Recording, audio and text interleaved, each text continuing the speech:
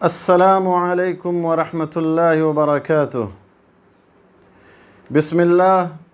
الحمد للہ والصلاة والسلام علی رسول اللہ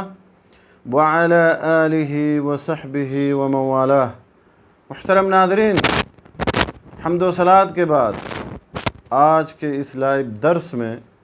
جو باتیں میں آپ حضرات کے سامنے رکھنا چاہتا ہوں اللہ کی توفیق سے، وہ علم کی اہمیت اور فضیلت کے بارے میں۔ میرے دوستو، دین اسلام میں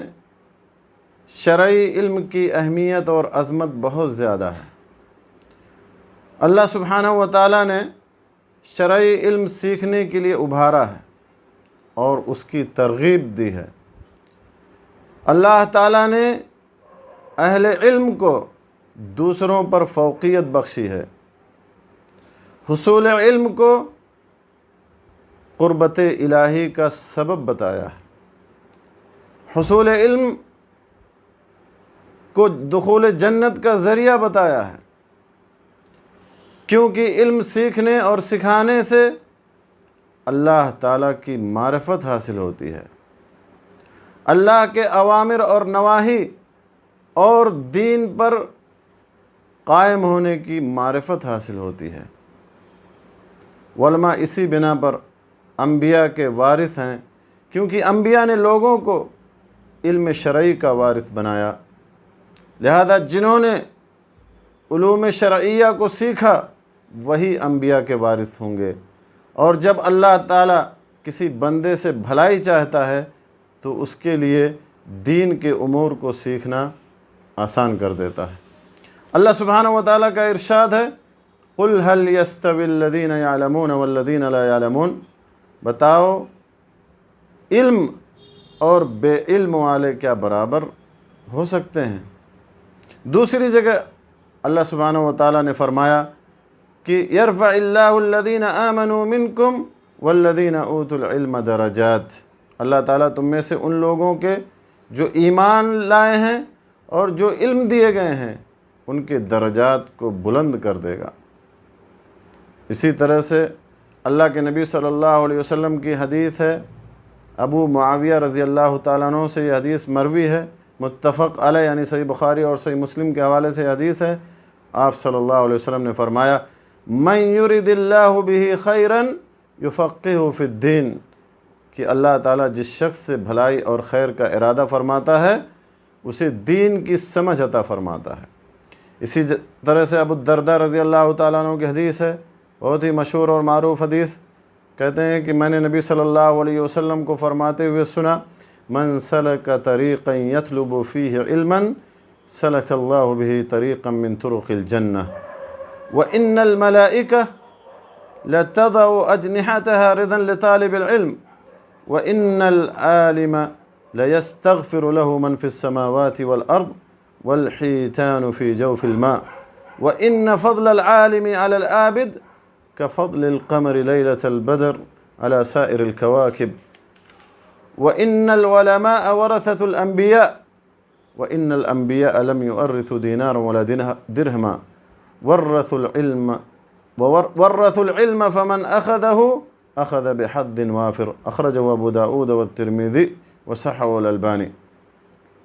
اللہ کے نبی صلی اللہ علیہ وسلم نے ارشاد فرمایا کہ جو شخص کسی راستے میں حصول علم کی خاطر چلا تو اللہ تعالیٰ اسے جنت کی راہوں میں سے ایک راہ پر چلائے گا، اور بلا شبہ فرشتے طالب علم کے عمل سے راضی ہو کر اس کے لیے اپنے پر بچھاتے ہیں، اور صاحب علم کے لیے زمین و آسمان کی ہر چیز بخشش طلب کرتی ہے، یہاں تک کہ پانی کے اندر مچھلیاں بھی۔ اور بلا شبہ عالم کی عابد پر فضیلت ایسے ہی ہے جیسے کہ 14ویں کے چاند کی فضیلت سب ستاروں پر ہوتی ہے۔ بے شک علماء انبیاء کے وارث ہیں، اور انبیاء نے کوئی درہم و دینار ورثے میں نہیں چھوڑا ہے، البتہ انہوں نے علم کی وراثت چھوڑی ہے، جس نے اسے حاصل کر لیا اس نے وافر حصہ پا لیا۔